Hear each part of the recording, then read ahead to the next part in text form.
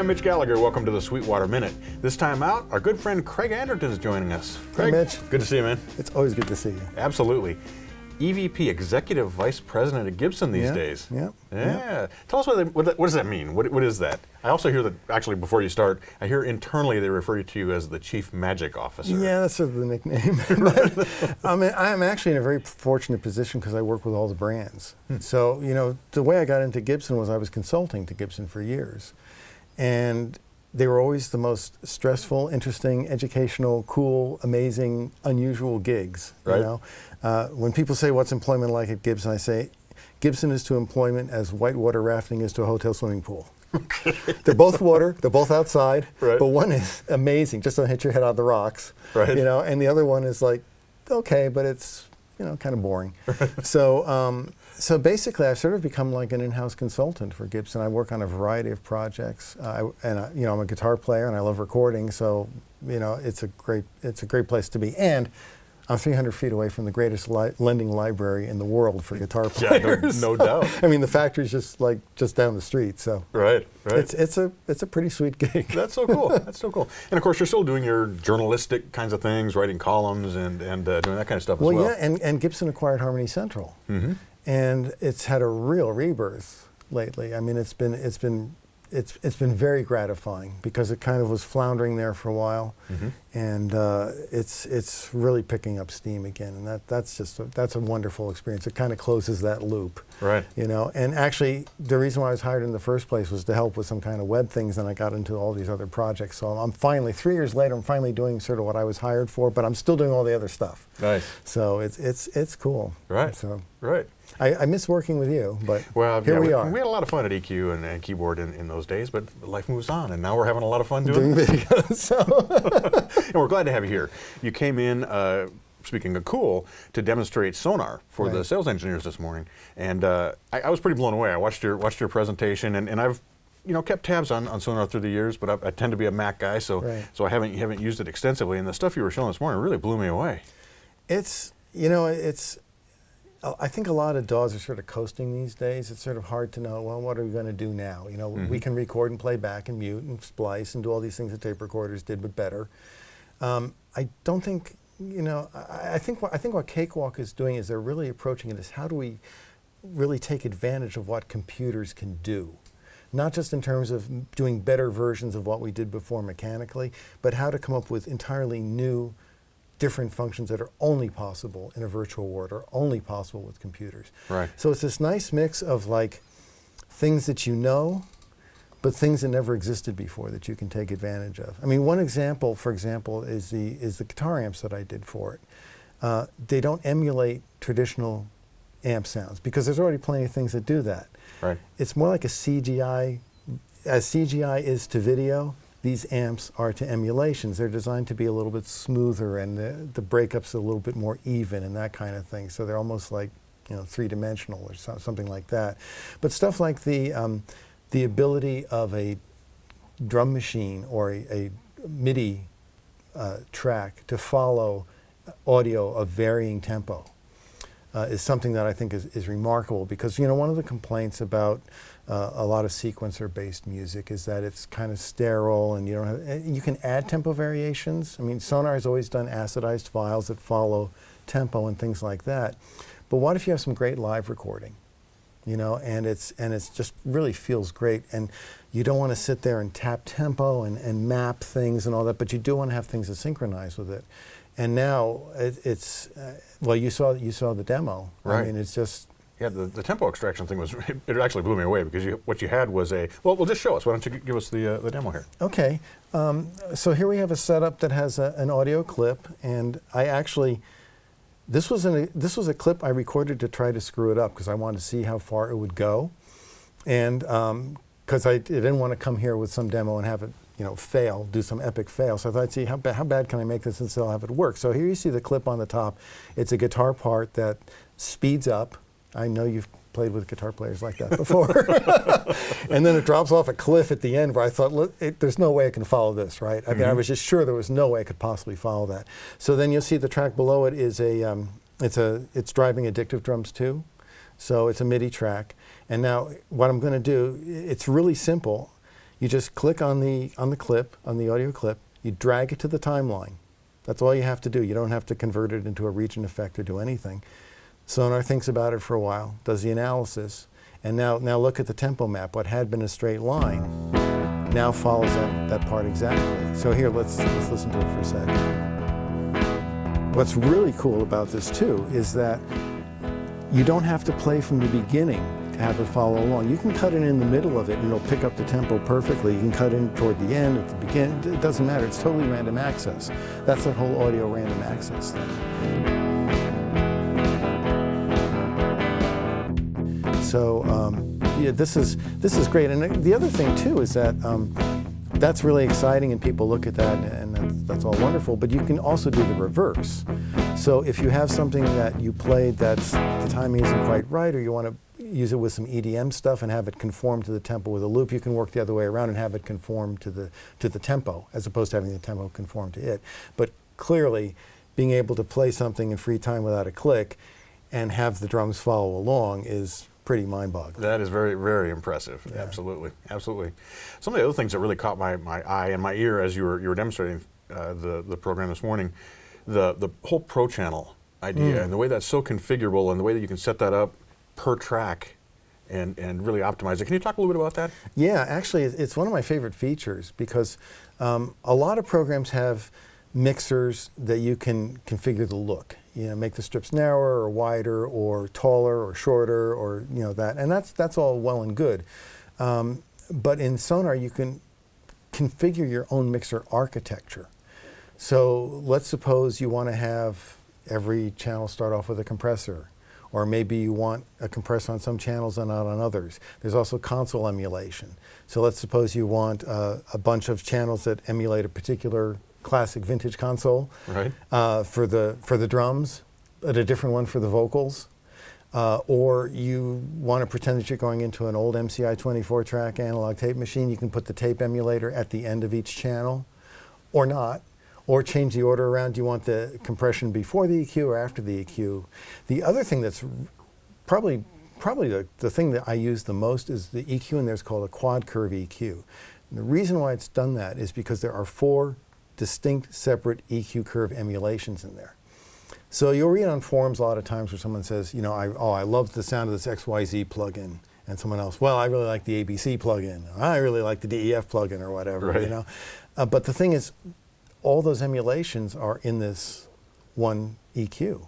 So if you want to have like a deep notch that's constant Q or not, or you want to have more of a gentle sound like the old Pultex had, which I loved using back in the day, because the way that they shape the sound is so subtle. Or you can do surgical stuff. If you, for example, have a tom-tom that rings too much, or you have a resonant frequency in an amp sim, you can carve a deep notch by choosing the right curve. So between the different curves, the different console emulations, the tape, the ability to put in different limiters, compressors, there's a bus compressor that's really sweet in there. So with all those different options, you can say, here's my mixer. Right. And no soldering iron. Right. Right, and also routing capability, because you were showing some parallel routing that you can do, and splitting and crossovers and things. Yeah, that's a feature that was introduced several months ago. We do new features every month, right? Mm-hmm. So this was called patch points. And what patch points do is, normally with the track, you assign an input to something in your hardware interface. You assign an output to like a master or to a bus or something like that. Sure. But with this, you can assign from one track to within another track. And of course, it does side chaining. This isn't side chaining. This is actually feeding the output of one track into other ones. So the example you saw in the demo was multi-band processing for guitar. Now, I really like multi-band processing with distortion because you can split the guitar into like 4 different bands, low, low, mid, and high, distort them individually and get a really clean kind of distortion sound because you don't have the intermodulation. Mm-hmm. So you can like be playing a chord, hit a really hard low string, and it doesn't crap out all the higher ones. Right. So what I just did was I took the output of the guitar track, and instead of routing it to a master or a bus, I routed it to 4 other tracks that had crossovers in them and their own distortions, and then I summed those together. And of course now you can keep going with that. You can take those patch points and patch point them into a bus or directly to the master or to a composite track or whatever you want to do. So it's part of what Cakewalk calls universal routing technology. And there's a lot of different routing options. Like I was talking about effects chains earlier. So you can take different effects and, like suppose, well, here's a good example. There's well, you know this, when mastering, sometimes if you take two compressors and put them in series at very low ratios, it gives a nice lift, but it doesn't sound, like crunchy. You don't hear any attacks and stuff like that. Right. So you can take those two compressors and you can get them set just the way that you want.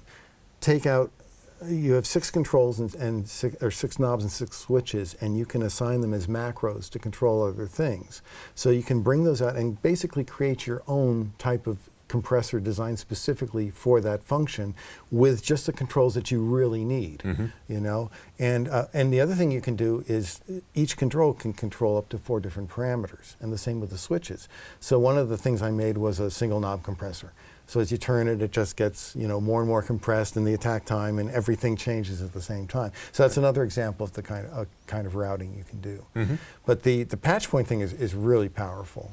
I mean, it's like having sort of a virtual patch bay inside your DAW. Right. Kind of, again, taking you back to that virtual studio idea of a console with a patch bay and everything. And no contact cleaner. Right, exactly. Scratchy faders. And the Sustainer stomp box compressor I made doesn't need batteries either. So it's nice. like, Nice. In addition to these kind of, if you will, mad scientist kind of things where you can really go in there and tweak stuff infinitely and route stuff, the other thing that impressed me about Sonar was how fast it was to create things. It's all basically just drag and drop. I mean, you don't have to think about it at all. Yeah, Cakewalk has spent a lot of effort on that because, DAWs tend to be kind of daunting to some people. And I think one of the most interesting things about the way that they've approached Sonar is to make it really accessible if you just want to do basic stuff. I mean, it's funny because I was talking to a friend of mine and he said, no way I could use that. It's just like, it's so complicated and it's got all these things, because he was watching me use it, So I just went in there and I tweaked it and I basically set it up like an ADAT. I just took the console view and made that fill up the whole screen, took the browser away, took the Pro Channel away, took everything away, took the track view. It was like 8 channels. I just had 8 tracks, solo, mute, record, enable, meters, faders, and that was it, and a transport. And he's like, okay, this I get. I mean, it was just like running an ADAT or whatever. Right. So that's one of the really cool things about Sonar is if you want to hit it on a fairly basic level, you can, but if you want to take it to extremes, you can. And the extreme stuff, you can either ignore it or you can make it go away or whatever. And the new help module really helps too, because if you're not familiar with a particular function, you can hover over it and get a description and some text about it or how you would use it and keyboard shortcuts and things like that. So it actually, I was surprised because that was one of the things in one of the monthly updates, and I thought all the experts would go, well, thanks, but this isn't of any use to me, Why don't we have the anti-gravity plug-in that we've been expecting, or the hovercraft or something, But I was actually, a lot of people were like, man, I've been using Sonar for 10 years and I never knew about that particular keyboard shortcut. That's fabulous. So, we're trying to make it, here's the thing. We're creative people. We want to write songs. We don't want to become computer jockeys. We want to write songs. And I won't get into the whole left brain, right brain thing and how we parse information and all that, but you don't want to be distracted into having to think when you're writing. And I've heard so many people say, well, I can't write songs on a computer. And I understand why they say that. It's so much easier to pick up a guitar. It's so much easier to play a keyboard. But past a certain point, there was a transition, I'd say, for me that happened about 2 years ago, where Sonar had developed to the point where it was faster for me to write on the computer than it was with a guitar and a keyboard. I mean, I would have them plugged in and I'd play with them, but the ability to move things around and conform things to tempo and do all this kind of thing was just huge. And also, of course, it was on the computer. I'd have it hooked up to the internet to a rhyming dictionary, so I had that available too. Right. So that's a constant goal with the company. They don't want to impress people with how clever they are. They want to impress people with how easy it is to use. So there's a constant. How can we make this simpler? How can we? Well, the dragging and dropping the instrument, for example. I mean, it used to be to insert an instrument in Sonar, you had to right-click, and then you would choose the instrument, and it would be, you know, it was a fairly complicated thing. And then you have to create a MIDI track for it, and then, you know, you have to route that to your mixer. Well, now, as you saw, you just drag the instrument from the browser list of plugins. It creates the MIDI track automatically, it creates the audio track automatically, it creates a track folder to hold both of them, and it's routed and ready to go. Yeah. You know? Super clean and easy. Yeah, that's an important thing. Yeah, right. They've also been working to optimize the sound quality, and you were talking about upsampling today. Yeah. Now that's a little different than just operating at, say, 96K, isn't it? Very, very much so. And I'm really proud of it because it was my idea. Great, brilliant. But what happened was, it was like most cool ideas, I wish I could say that I figured it out, but it happened by accident. What happened was, I'm a strong believer that people can't really tell the difference between something recorded at 96K and something recorded at 44.1. Okay. You know, it's just because I've done a lot of classical sessions at 96, and you know, the client wanted 90. Now 24 bits I do think makes a big difference, but sample rate, not so much. So, and these were like harpsichord pieces and things like that with, you know, and a nylon string guitar with transients. So you'd think that if you'd ever hear a difference, it would be then. But there were times when I would, you know, these were people with really good ears. I'd play them for them, and I couldn't hear a difference. They couldn't hear a difference, you know. Right. So I've always felt that, okay, 96, if you got the bandwidth and the time and all that, fine, but not really that crucial. So I was asked to be on a panel at the New Music Seminar to sort of present the loyal opposition voice, you know, as opposed to the people who, high-res audio, you know. But a funny thing happened on the way to doing the panel, which was I decided to create some audio examples to show and play them for people and say, see, you can't hear a difference. So the only problem that I could hear a difference. And it's like, wait a minute, why am I hearing a difference? And I realized it was because I was working completely inside the box, and I was using some plugins that didn't do oversampling, some plugins that generated transients that put real high frequencies above the clock, like amp sims and some limiters, and compressors, and things like that. And if things oversampled, it usually wasn't a problem. But even then, there was one amp sim that oversampled the preamp and the amp, but not the reverb and the other processors. And when I played it back at 96, or when I recorded it at 96, the reverb imaging didn't wander. But it did at 44.1, even though the amp sounded the same. So I started investigating this more and more. And I basically found out that with some circumstances, working inside the box, things that don't oversample, recording at 96K makes a very big, audible, obvious difference. I mean, not a wine tasting kind of, I think it's pert yet unassuming, you know? It's more like, whoa, it sounds clean. The reason why is because when you get those high frequencies interacting with the clock, it creates what's called fold-over distortion, which of course you've experienced. And it creates artifacts in the audio range that sort of add a woolliness to the sound and sort of like a weird tonality. And most people just accept that as like, oh, well, I guess it's just sampled that way or whatever. But it doesn't have to be that way. And if you record at 96, all of a sudden things sound a lot cleaner. Well, the problem in 96, of course, is now you're asking your computer to do more. It's harder to stream more tracks at the same time. You have to freeze instruments. I mean, you pay a penalty for that. So what upsampling does is, let's suppose you have an instrument that doesn't do oversampling and it sounds kind of woolly. It may be a string sampler or a combo organ type thing or whatever. What this does is it takes the signal, sample rate converts it to 96 kHz, renders it at 96 kHz. Because it's rendering at 96 kHz, there's no fold-over distortion in the audio range. So now when you sample rate convert it back to 44.1, you're only sample rate converting the audio that was rendered, so it doesn't have any fold-over distortion even at the lower sample rate. So the way upsampling works in Sonar is you can designate particular plugins as needing it. So you don't have to oversample everything, because it does take longer to bounce it up, render it, and bounce it back down. I mean, not a whole lot, but you know, you don't want to do it on every track and every plugin if you don't need it. So it started off just being able to do that. A month or 2 months later, it did upsample on playback. So you could audition and go, oh, I can hear it on this, I can't hear it on this, so this one I'm going to designate. And then I was in the middle of finishing up an album at the time, and I went in, Of course, in the world of automation, it's easy to run off another mix, right? So I ran off a mix with upsampled stuff versus non-upsampled stuff, and it just made a huge difference in the sound quality because it's all those little subtle things adding up. The analogy I give, it's like taking a painting and removing the layer of dust. You know, everything is still there. You can still see the shapes, but the dust is gone, the colors are more vibrant, you can see the brush strokes better, and it just, I mean, between that, 64-bit double precision engine, which they've had since, I don't know, I think since 2005 or something, when the first went 64-bit compatible. So the sound quality is demonstrably better when you're working in the box. And to me, that's a really important thing too. Yeah, absolutely. It really affects how you perceive the music. It just, to not have that woolliness in there, you know, you don't realize how destructive it is until it's all gone. And your audio is like really clean, and nice, and shiny. Awesome, awesome.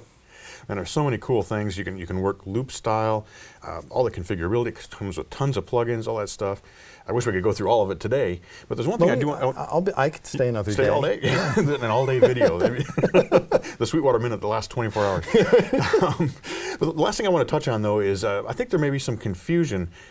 Explain to us how the whole subscription thing works. That's a change that Cakewalk has kind of led the charge on, but they're doing it a little different way. Tell us about that. Well, you're using the wrong word. It's not a subscription. All right, well, I stand corrected. No, as a matter of fact, we call it a membership just because we all know what magazine subscriptions are. And it's kind of similar to that in the sense that your old magazines don't disappear if you don't renew. Okay. But the thing is that as applied to software, subscription pretty much has a meaning that was set in stone by Adobe and now Pro Tools and people like that, that if you don't renew, that the software expires, you know, and okay, I get that. It's almost more like a rental thing. Obviously there's benefits to it because if you can keep updating and, you know, and all that. But Cakewalk really felt that to treat the customer with respect, you can't tell them, oh no, you can't open up your old projects anymore, it's January. You know, or it's March or whatever. It felt a little too much like extortion. You know, pay up or your sequencer goes away, you know? So what they decided to do was they said, look, we really believe in what we're doing. And we believe that coming up with monthly updates is really cool, putting in fixes into place. Because a lot of people don't understand the way software is developed. It's not like they come up with all these features all at once and then there's a big update. All this stuff is being worked on in parallel over the year. And a lot of times a feature will be finished, you know, 2 months after a major update and just sit on the shelf for another 10 months or maybe even a year, more than a year, whatever, till it gets worked into the next update. And Cakewalk was like, well, if we got it QC'd and tested and it's working and it's fine, why not just release it? And that led to the monthly thing. So every month there's an update. There's new functionality, like the tempo extraction thing was like last month, patch points was a few months ago. Upsampling, they said it first came out just as a rendering thing, then it came out as a playback thing. So there's this constant improvement that's happening. You can ignore these things if you don't want to. The other thing that's really a great move is it's not a forced update situation. So if you're in the middle of a long project, you don't have to update. You can, it's all delivered through a thing called the Cakewalk Command Center, which gives you control over what you download and when and whether you want to install it or not. So you may say, well, I want to change the core program, but I don't want to change these instruments yet, you know, or vice versa. I want the sounds of new instruments, but I want to leave Sonor alone. Some people were writing into the forum and, you know, I don't know, man, I don't want to have to learn something new every month. I really wish you guys would do quarterly updates.